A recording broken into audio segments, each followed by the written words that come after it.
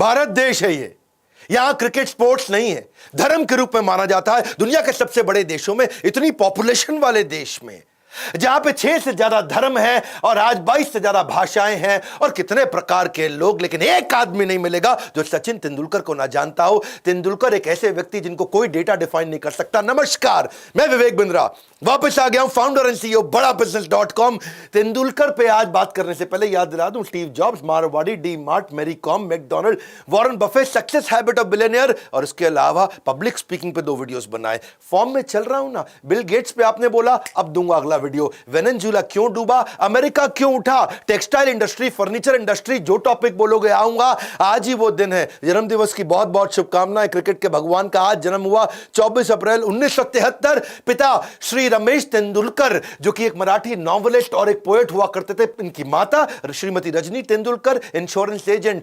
सचिन नाम क्यों रखा, क्योंकि म्यूजिक डायरेक्टर, म्यूजिक बहुत पसंद करते थे। सचिन देव बर्मन के नाम पे 24 साल क्रिकेट खेलने के बावजूद शांत, डाउन टू अर्थ, कोई एटीट्यूड नहीं इस संसार में और कोई कंट्रोवर्सी में आज तक नहीं फंसे। 11 साल की उम्र में क्रिकेट खेलना शुरू किया। टेस्ट डेब्यू पहला 16 साल की उम्र में। एजुकेशन डिफाइन नहीं करता आपकी सफलता को, केवल 10वीं तक पढ़े थे। ये सबसे ज्यादा स्कोर मारने वाले 100 इंटरनेशनल सेंचुरीज इंटरनेशनल क्रिकेट में, वनडे इंटरनेशनल टेस्ट मिला के 663 मैचों में 34,000 से ज्यादा रन। मैथ्यू हेडन कहते हैं, अगर मैंने भगवान देखा है तो वो भारत के लिए 4थी पोजीशन पे बैटिंग करने आता है। इनकी जो अपनी खुद की किताब प्लेइंग इट माय वे, इनकी ऑटोबायोग्राफी, वो वर्ल्ड रिकॉर्ड बना दिया। किताब छपने से पहले 1.5 लाख से ज्यादा कॉपियां उनकी बुक हो गई। ये स्टीव जॉब्स से भी बहुत ज्यादा था। स्टीव जॉब्स को भी इतनी बुकिंग नहीं मिली। ये क्रिकेट के ऐसे रोल मॉडल जो पब्लिक अपीयरेंस में बिलीव नहीं करते, ज्यादा शो शाह में बिलीव नहीं करते, डिसिप्लिन लाइफ, सोशलाइज करना नहीं है, पेज 3 पार्टी से इनको कोई मतलब नहीं है, सोशल इवेंट में जाते नहीं, डिनर केवल घर पे करते हैं। Stadium hotel house, house hotel stadium, stadium hotel house, house hotel stadium, stadium hotel house, house hotel stadium. इतना ही है। जैसे कृष्ण के लिए कहते हैं, वृंदावन परित्यज्यम पादेकम न गच्छति। कृष्ण वृंदावन को छोड़कर कहीं नहीं जाते, वैसे ही सचिन तेंदुलकर स्टेडियम के अलावा कहीं नहीं जाते।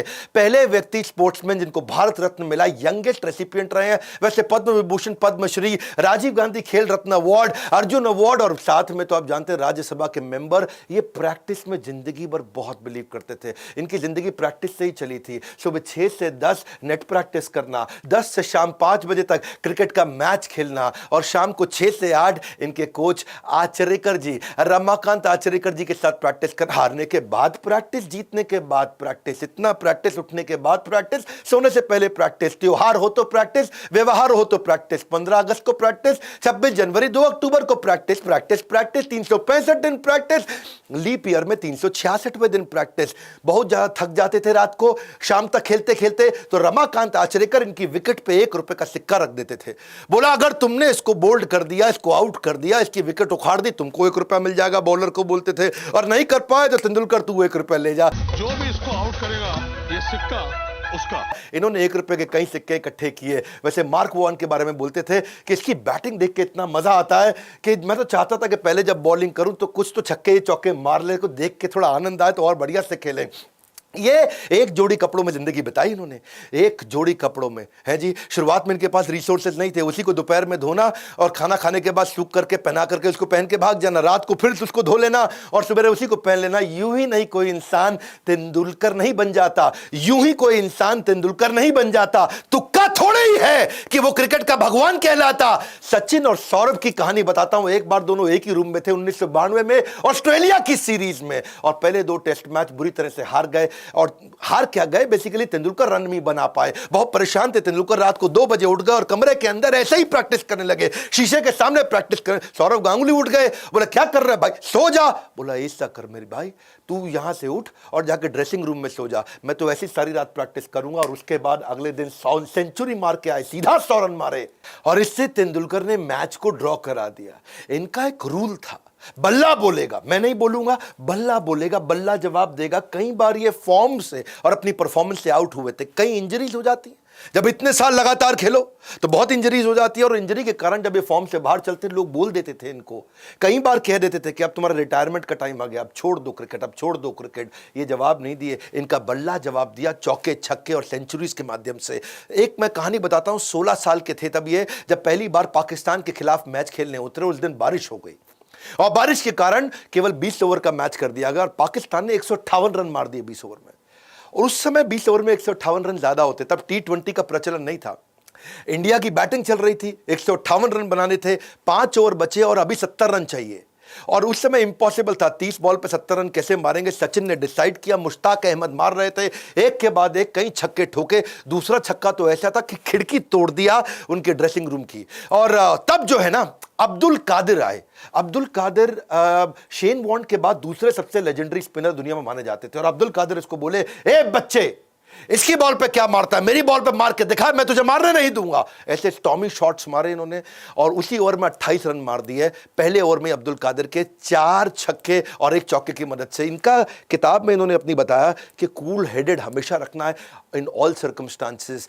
सिद्धू का मानना है कि इनके दिमाग में कोई ऐसा कंप्यूटर है कि हर बॉल की कैसे बॉलिंग आएगी, हर बॉलर कैसे बॉल फेंकेगा, उसको कैलकुलेट कर लेते थे। बेसिकली इनका ना ऑब्सेशन हो गया था। ऑब्सेशन मतलब डीपेस्ट अटैचमेंट टू क्रिकेट। इनका एक बार इंडेक्स फिंगर का ऑपरेशन होना था। ये वर्ल्ड कप चल रहा था 2003, उसमें इनकी बहुत भयंकर इंजरी हो गई।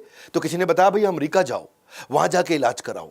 ये अमेरिका पहुंचे, वहां पे वर्ल्ड कप खत्म होते ही इलाज करने गए तो वहां डॉक्टर को समझा दिया कि भाई ऐसा है, इसको चीरना मत हाथ को, इसी से मैंने बल्ला पकड़ना है। डॉक्टर बोला नहीं चीरेंगे। बोला दोबारा समझा रहा हूं, उसको चीरना मत, चीरना मत। इतना परेशान थे, इनको लगा इस उंगली के चक्कर में ऐसा ना हाथ बीच में चीर दे, मैं बल्ला ना पकड़ पाऊं बाद में। एनेस्थीसिया दे दिया डॉक्टर ने, बोला चुप कर, सो जा। एनेस्थीसिया दे दिया और ये एनेस्थीसिया भी असर नहीं कर पाया। ये नींद से अचानक सर्जरी के बीच में उठ गए। हाथ दिखाओ, हाथ दिखाओ, चीरा तो नहीं तुमने। इतना ऑब्सेशन है इनका कि क्रिकेट के लेजेंड होने के बाद भी सड़क पे कोई रास्ते में खेलता दिख जाए तो गाड़ी रोक करके वहां उनके साथ खेलने लगते। नेवर गिव अप स्पिरिट भी इनकी जबरदस्त रही है।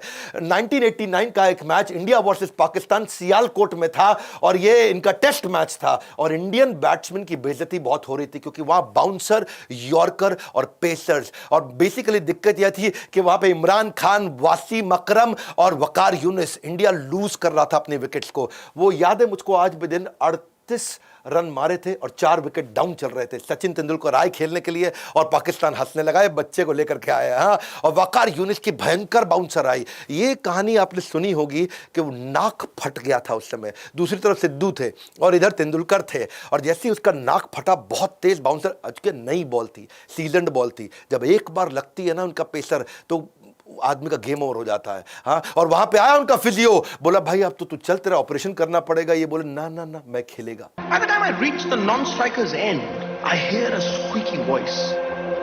मैं खेलेगा, मैं खेलेगा, मैं खेलेगा। इसको बोलते हैं नेवर गिव अप। मैं खेलेगा, मैं खेलेगा। मेरी और आपकी जिंदगी में कई बार ऐसा होता है और इसको बोलते हैं बाउंस बैक। मैं खेलेगा, मैं खेलेगा।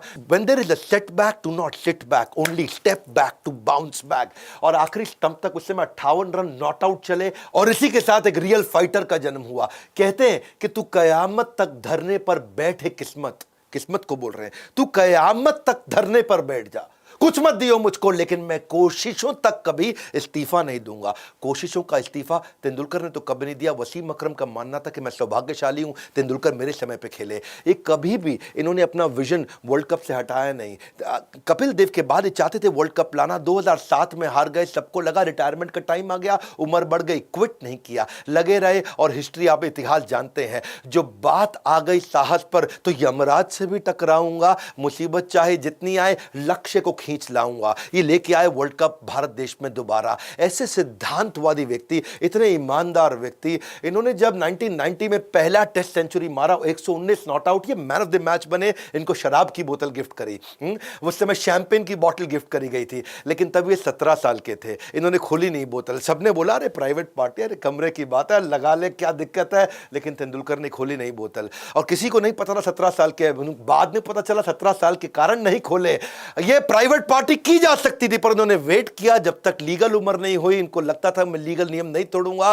और वैसे इतने ईमानदार व्यक्ति हैं, सेवा में हमेशा लगे रहते हैं, बहुत डोनेशन चैरिटी करते हैं, स्वच्छता एम्बेसडर के सबसे अवार्डेड और सबसे एफिशिएंट एम्बेसडर रहे हैं। ओपनली पब्लिक में बोलते थे कि मैं टोबैको का, शराब का, किसी इस प्रकार की चीज को कभी एंडोर्स नहीं करूंगा। कई मेगा एंडोर्समेंट डील्स आई, उनको छोड़ दिया। 96 के वर्ल्ड कप में जिस समय सबके सब टोबैको का ब्रांड अपने बल्ले पर लगाया करते थे, फोर स्क्वायर का, विल्स का, का इन्होंने मना कर दिया, एकदम साफ मना कर दिया, बिना स्टिकर के बैटिंग किया। राहुल द्रविड़ तक विल्स का स्टिकर लगा करके, और कहीं तो दूसरे ऐसे इंटरनेशनल खिलाड़ी तो शराब का बहुत प्रमोशन करते ही थे। A man who values privileges over principles loses both.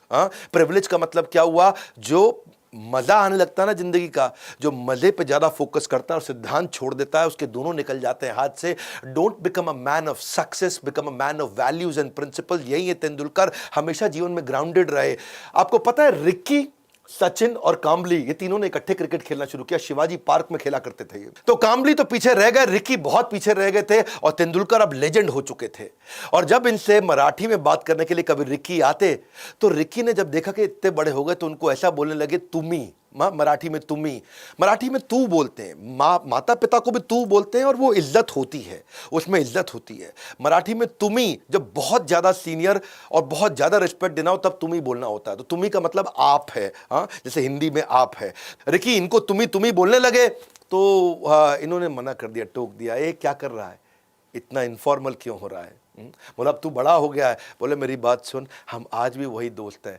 You have changed, I have never changed. Australia के एक टूर में 2007 में इन्होंने एक इंडियन टैक्सी ड्राइवर को लिया। अगली कहानी सुनो।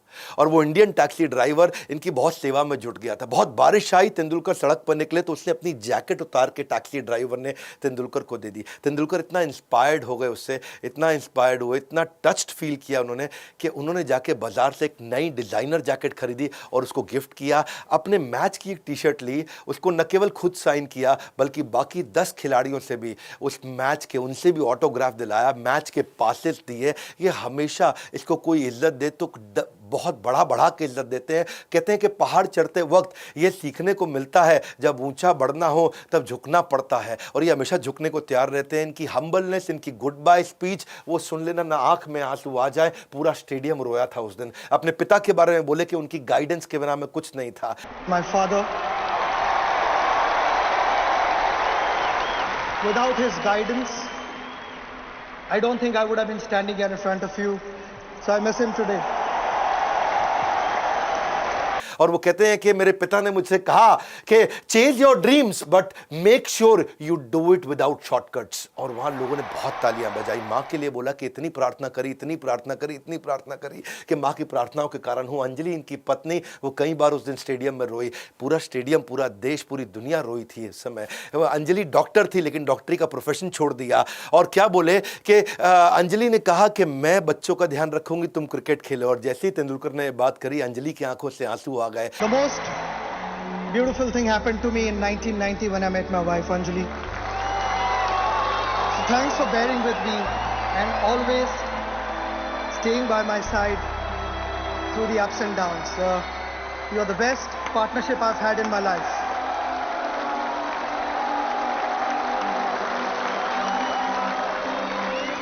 बच्चों के लिए इन्होंने बोला कि मैं जिंदगी भर तुमको समय नहीं दे पाया, पर अब देना चाहता हूं। Showing gratitude is one of the simplest yet most powerful things in life. Muttiah Muralitharan का कहना था कि दुनिया में कभी दूसरा तेंदुलकर अब नहीं मिलेगा। तेंदुलकर इतने ईमानदार हैं और लोग उन पर इतना विश्वास और इतना प्रेम करते हैं उनसे कि उनके नाम की कसम खा सकते हैं। साउथ अफ्रीका में एक बार वहां पे एक डेनिस नाम का अंपायर उस मैच में, जो कि इंग्लैंड से था, खुन्नस खाया हुआ था इंडियन से, और उसने तेंदुलकर पे इल्जाम लगा दिया। और बल्कि तेंदुलकर पे नहीं, 6 खिलाड़ियों पे लगा दिया। तेंदुलकर के अलावा वीरेंद्र सहवाग, गांगुली, हरभजन सिंह, शिव सुंदर दास और दीप दास गुप्ता, इन 6 पे उसने बैन लगाने के लिए बोला ये गलत काम कर रहे हैं। और तेंदुलकर को तो कहा कि ये बॉल के साथ टैंपरिंग कर रहा है, इसने छेड़छाड़ किया है। तो तेंदुलकर को सस्पेंड करा दिया अगले मैच के लिए। इंडियन टीम ने प्रोटेस्ट कर दिया, बोले तुम किसी को बोल सकते हो दुनिया में, तेंदुलकर के लिए नहीं बोल सकते। उसने नहीं ऐसा कभी किया होगा। और डेनिस को जब बोला गया कि तुम आकर के प्रेस कॉन्फ्रेंस में सफाई दो, तो डेनिस से जवाब देते बना नहीं। इंडिया में आउटरीच हो गया, लोगों ने उस अंपायर के पुतले जलाने शुरू किए। बात पार्लियामेंट तक पहुंच गई और पार्लियामेंट में भी बहुत शोर शराबा हुआ। और डेनिस के लिए बोला गया कि ये रेसिस्ट है, ये हमारे थर्ड वर्ल्ड कंट्रीज के अगेंस्ट है।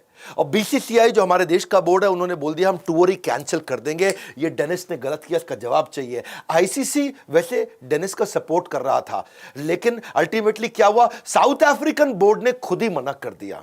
हालांकि मैच साउथ अफ्रीका के खिलाफ था, उन्होंने ईमानदारी के चलते खुद ही मना कर दिया, डेनिस की हमें कोई जरूरत नहीं, डेनिस तू स्टेडियम में नहीं घुसेगा। लोग इतना मानते थे तेंदुलकर को, इतना मानते थे कि अगर उनके खिलाफ जाओगे तो बात कभी नहीं बन सकती। सचिन के लिए मैडनेस है हमारे देश में, भगवान मानते हैं, मंदिर बना देते हैं उनके। अगर बात सचिन की हो रही है और सुधीर कुमार गौतम की ना हो, ये हो नहीं सकता। साइकिल चला करके मुजफ्फरपुर से पहली बार मुंबई 2003 मैच में, कई दिन लगे उनको, पहली बार गए थे। तेंदुलकर ने उनको फ्री टिकट भी दिया। एक्चुअली गरीब इंसान है वो, बहुत क्षमा चाहता हूं ऐसा बोलना पड़ रहा है, पर आर्थिक रूप से कमजोर है। मुजफ्फरपुर से जमशेदपुर 1100 किलोमीटर, मुजफ्फरपुर से मुंबई 1700 किलोमीटर, एक साइड बता रहा हूं, आना जाना नहीं, 1700 × 2 3400 किलोमीटर। इतना ही नहीं, पाकिस्तान तक साइकिल चला के पहुंच गए, बांग्लादेश 3 बार साइकिल चला के गए। इतने पैसे नहीं कि ट्रेन की टिकट दे सके, और अगर ट्रेन में कभी जाना भी पड़ा तो बिना टिकट लिए जाते थे। 2003 में गांव से बेंगलोर जाने में ट्रेन से 60 घंटे लगे, लेकिन 3 ट्रेन बदल के मैं गया, वो भी बिना टिकट, क्योंकि टिकट के पैसे नहीं थे और मुझे मैच देखना था। पुलिस स्टेशन के बाहर रात को सो जाते थे, स्टेडियम के बाहर सो जाते थे, अपने शरीर को पूरा पेंट कर लेते थे।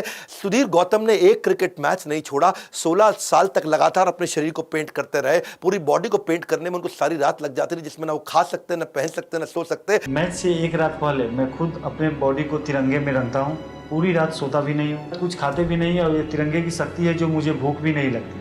खर्चा चलाने के लिए थोड़ी बहुत जॉब करते थे, आर्थिक रूप से इतना कमजोर, लेकिन मैच के टाइम पे जॉब छोड़ देते थे। 2010 में एक दफा तेंदुलकर से मिलने का उन्होंने बहुत प्रयास किया, तो वहां पुलिस वाले ने उनको पीट डाला और तेंदुलकर को बहुत गुस्सा आया। बाद में पुलिस वाले ने माफी भी मांगी। सचिन तेंदुलकर हर टिकट, हर मैच की उनको फ्री दिया करते थे। आज तेंदुलकर उनसे फोन पर रेगुलरली बात करते हैं। 2011 का वो प्राउड मोमेंट जब हमारा देश वर्ल्ड कप दूसरी बार लेकर के आया था, तेंदुलकर ने जैसे वर्ल्ड कप हाथ में लिया, हाथ में लेने के बाद इन्होंने इसको अपने कमरे के अंदर बुलाया, ड्रेसिंग रूम में बुलाया, और इसने भी कप हाथ में लिया। तेंदुलकर ने इसके साथ फोटोग्राफ लेके सोशल मीडिया पे शेयर करी। प्यार तो इतना कि लोग तेंदुलकर के नाम के कई कई प्रकार के टैटू बना लेते हैं। ये कहानी जो बताने जा रहा हूं मिस नहीं कर सकता। 1999 उनकी जिंदगी की सबसे इमोशनल सेंचुरी थी। वर्ल्ड कप चल रहा था, इंडिया साउथ अफ्रीका से हार चुका था, 2 मैच और थे, एक जिम्बाब्वे एक कीनिया। रात को अचानक घंटी बजी, पत्नी आई और उन्होंने बोला आपके पिता का देहांत हो गया है, बहुत तीव्र हार्ट अटैक के कारण। तेंदुलकर को वापस लौटना पड़ा अपने पिता को अंतिम संस्कार, उनका क्रिमेशन के लिए। वो लौटे, सारे रास्ते बहुत दुखी थे, पीछे चल रहा है वर्ल्ड कप और यहां पिता का देहांत हो गया।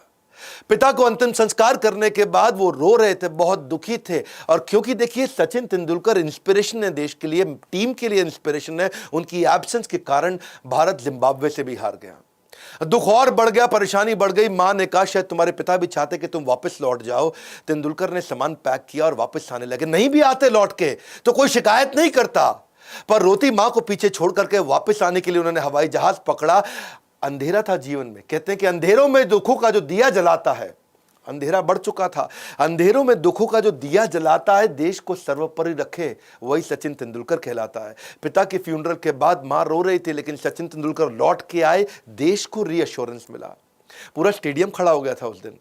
केवल भारत ने स्वागत नहीं किया, ओपोनेंट टीम ने, पूरे स्टेडियम ने, सभी देश के जितने लोग, सबने बहुत स्वागत किया, बहुत ताली बजाई, और वो उनके लिए मैच विनिंग गेम था। 101 बॉल पे 140 रन मारे, और जब उन्होंने शतक कंप्लीट किया तो, और जब उन्होंने आकाश की तरफ देखा तो अपने पिता को धन्यवाद कर रहे थे। वो बोले कि मैं, शायद मेरे पिता भी यही चाहते कि मैं आता और देश के लिए खेलता। वो उनका सबसे इमोशनल सेंचुरी थी। स्टीव वॉ का कहना है कि Sachin is the only one, there is no shame in losing too. Tendulkar ही एक ऐसे खिलाड़ी हैं जिसके सामने हार जाएं तो शर्म नहीं लगती है। वो ऐसे खिलाड़ी, साउथ अफ्रीका के खिलाफ उनका एक और मैच सेमीफाइनल था हीरो कप का, 93 की बात है, और उस समय इंडिया केवल 195 रन मार पाई। लग रहा था कि हार जाएंगे, पर कुछ अनिल कुंबले की बॉलिंग ऐसी चल गई कि साउथ अफ्रीका कंट्रोल में आ गया। उधर फील्डिंग भी बहुत अच्छी चल रही थी, जडेजा उन दिनों फॉर्म में थे, अजरुद्दीन फॉर्म में चल रहे थे, और फील्डिंग जबरदस्त होने के कारण साउथ अफ्रीका को काफी कंट्रोल कर लिया। बहरहाल आखिरी ओवर आ गया, 6 बॉल पे 6 रन साउथ अफ्रीका को चाहिए। अजरुद्दीन सबसे पूछे कौन करेगा आखिरी ओवर, कोई नहीं आया, क्योंकि हार की घंटी अपने गले में बांधने को कोई तैयार नहीं था, कोई आगे नहीं आया। तेंदुलकर ने वॉलंटियर किया कि ठीक है, 6 बॉल पे 6 रन, आखिरी ओवर मैं करूंगा। और तेंदुलकर ने उस समय ऐसी बॉलिंग करी कि उन्होंने पहली 5 बॉल पे खाली 2 ही रन दिए। 6 चाहिए थे, 2 रन चले गए थे, आखिरी बॉल 4 और मारने थे। अब केवल चौके का खतरा था। चौका या छक्का, गेम ओवर। तेंदुलकर ने पीछे विकेट कीपर को बोला, मेरी बात सुन, अगर ऐसा ना हो जाए कि इनसाइड एज लग करके चौका लग जाए, पीछे मत खड़ा रहे, थोड़ा दूर जाके पीछे खड़ा हो। और जैसे उन्होंने विकेट कीपर को बोला दूर जाके पीछे खड़ा हो, इनसाइड एज का खतरा है, 1 रन 2 रन से मुझे कोई परेशानी नहीं। तेंदुलकर ने बॉल डाली और वही हुआ, इनसाइड एज लग गई। अब क्योंकि विकेट कीपर काफी डिस्टेंस पे था तो पकड़ पाया, नहीं तो वो चौका निकल जाता। तेंदुलकर की केवल बॉलिंग से मैच नहीं जिताया, उसने अपनी इंटेलिजेंस और जीनियस से भी इस मैच को जिताया। मार्क टेलर का कहना है कि हम टीम इंडिया से कभी नहीं हारे, हम तो सचिन तेंदुलकर से हारे हैं। तेंदुलकर हमेशा प्लान बी लेके चला करते थे। अब एक दफा शेन वॉर्न की बॉल पे वो आउट हो गए और लंबा रन मारना चाहते थे। भारत को उस समय उनकी बहुत जरूरत थी, पर वो जब शेन वॉर्न की बहुत भयंकर स्पिन बाहर से निकल के आती, 70, 80, 90 डिग्री तक घूम जाती थी। शेन वॉर्न तो स्पिनिंग के राजा हुआ करते थे, लेकिन ये आए, अपने आप को कमरे में लॉक कर लिया, 3 घंटे तक कमरे में बंद किया और क्या सोचे कि मैं हर डिलीवरी की स्ट्रैटेजी बना के जाऊंगा अगले मैच के लिए। पूरा खेल सामने वाले की मानसिकता को समझने का है। तेंदुलकर मानते थे कि मैं केवल अगर अपनी बैटिंग के बारे में सोचूंगा ना तो सामने वाले की साइकोलॉजी को कंट्रोल कैसे करूंगा। एक बॉल को खेलने के 1 से ज्यादा तरीके होने चाहिए। तेंदुलकर एक बॉल को खेलने के कई तरीके लेके आए और सामने वाले की बॉलिंग को समझना, उसकी साइकोलॉजी को समझना, पूरा उसमें घुस जाना। तेंदुलकर इसमें मजबूत थे, जिंदगी भर अपनी स्ट्रेंथ पे आगे बढ़े। फास्ट बॉलर बनना चाहा करते थे, बचपन में सोचे मैं फास्ट बॉलर बनूंगा, लेकिन जब देखा कि बैटिंग अच्छी है तो बैटिंग पर स्टिक किया और अब दुनिया जानती है, इतिहास बन गया। कैप्टनसी में अच्छे नहीं थे, छोड़ दिया कैप्टनसी को, धोनी को आगे बढ़ाया। वीरेंद्र सहवाग का तो कहना है कि अगर कल मैं मर गया तो मुझे दुख नहीं होगा, क्योंकि मैं तेंदुलकर जैसे खिलाड़ी के साथ खेल चुका हूं।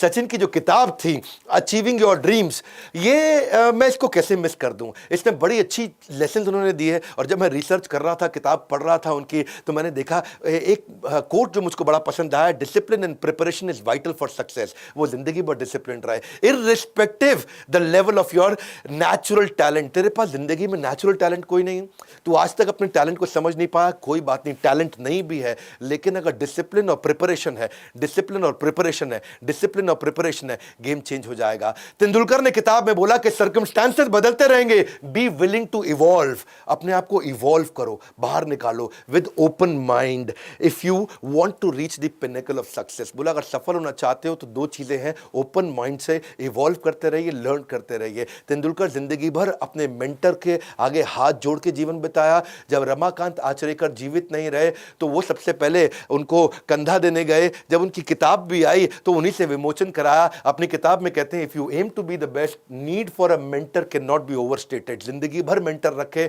और हमेशा बोले रमाकांत आचरेकर जी की गाइडेंस के बिना शायद मैं अपने उस पोटेंशियल को पहचान नहीं पाता।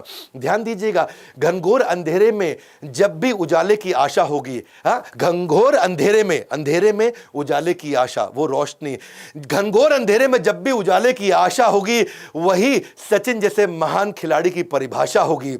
यही लर्निंग जो उन्होंने डिसिप्लिन जो जिंदगी भर रखा, अगर आप भी लर्निंग और डिसिप्लिन पे फोकस करें। मैंने भी अपनी ऑर्गेनाइजेशन में लर्निंग और डिसिप्लिन पे फोकस किया, कंटिन्यूस हम इवॉल्व किए। आज एक अफोर्डेबल कोचिंग प्रोग्राम तो बिल्ड कर दिया ना हमने, जो कि एमबीए की फ्रैक्शन ऑफ कॉस्ट में नहीं। आज इतनी महंगी एमबीए के अगेंस्ट हमने इसे खड़ा किया और प्रोफेसर कौन से लेके आए, established businessman, subject matter expert, बहुत लंबी चौड़ी लिस्ट है। हमने convenience of time, place, any device, any time, any place build किया। हमने पोस्ट सेल सर्विस भी बिल्ड कर दिया कि अगर आपने कोर्स लिया है तो आपको हैंड होल्डिंग जरूर देंगे। आज इसी कारण से 100 मिलियन का माओ है, माओ मतलब मंथली एक्टिव यूजर। आज 100 मिलियन का मंथली एक्टिव यूजर हो चुका है हमारा। 100 से ज्यादा ऑफिस के साथ, 26 मिलियन की कम्युनिटी के साथ आज तक 50 लाख लोगों को हम ट्रेन कर चुके हैं, यानी कि 5 मिलियन।